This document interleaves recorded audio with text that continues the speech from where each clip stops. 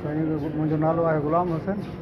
हे असांजी भेण आहे या मुस्मात पिचण जेको असां हुनखे ॿनी जी आहे तकरार कंहिं टाइम खां वठी हले पियो। असांजी सेवल बि हिते दाख़िल आहे, सेवल जज वटि हिन वटि। हा, उहो केस असांजो हले पियो। कल्ह उन जी तारीख़ ई ॿुधी वरी 3 तारीख़ मिली आहे। हाणे हे ड्रामो जेको कयो अथसि तेज़ाब जो, हिन जो असांखे का बि ख़बर कान्हे। ॿनी जी हिन जी जेका बाबे जो हिसो अचे थो उहो बि असां हिन खे ॾेई छॾियो आहे। अञा बि ॾियण जे लाइ तयारु आहियूं, जेको जितां हे चवे उते ॾियण जे लाइ तयारु आहियूं। उहो बि सभु कुझु थी वियो आहे। केस अॻु में असां ते FIR कई, उहा बि कूड़ी आहे जेका असां उन जा बि नकुल पेश कयूं।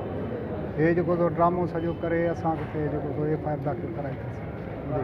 ऐं असां न इहो ॾोह कयो आहे, न असांखे का ख़बर आहे, कसम साख ते याद आहे। न साईं कुझु न, असांखे का ख़बर न आहे। सॼो पंहिंजो हथु नाट कयो अथसि, का बीमारी थी अथसि या पाण कयो अथसि, ॿुधी असांखे का बि ख़बर कान्हे। मुंहिंजो नालो इमदाद अली। साईं मसइलो ॿनी जो मसइलो आहे। कोर्ट में सेवल हले पई। उन जे बावजूदि हिन खां केस ॿियो केरु वठे कोन थो।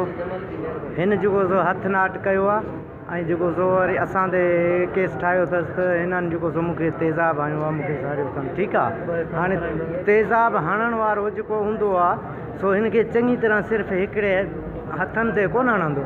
अगरि उहो हणंदो त ॿिए हंधि बि लॻंदो, हा न, पूरे जिस्म ते, मुंहं ते, टंगुनि ते, किथे बि लॻी सघे थो।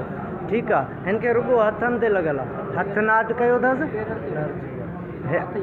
हा, ऐं हिन खे एलर्जी थी आहे या कुझु हुनजो हिन इलाजु बि करायो सेवण मां, बाननि मां। ऐं हिन पोइ हिन जेको वरी इहो पॾो कयो आहे असांखे। SP साहिबु का जांच पड़ताल न कई आहे, ईअं ई FIR कटी अथसि, ईअं ई जेको असांखे गिरफ़्तार कयो अथसि। असांजी SP साहिब खे अपील आहे त जांच पड़ताल कराए, उन खां पोइ असांजे ठाणेदार का बि ॻाल्हि थी।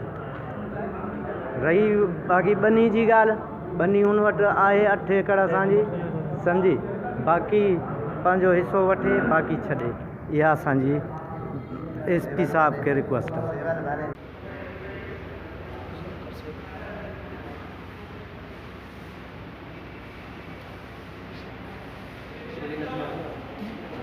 Shepherd and the mother and the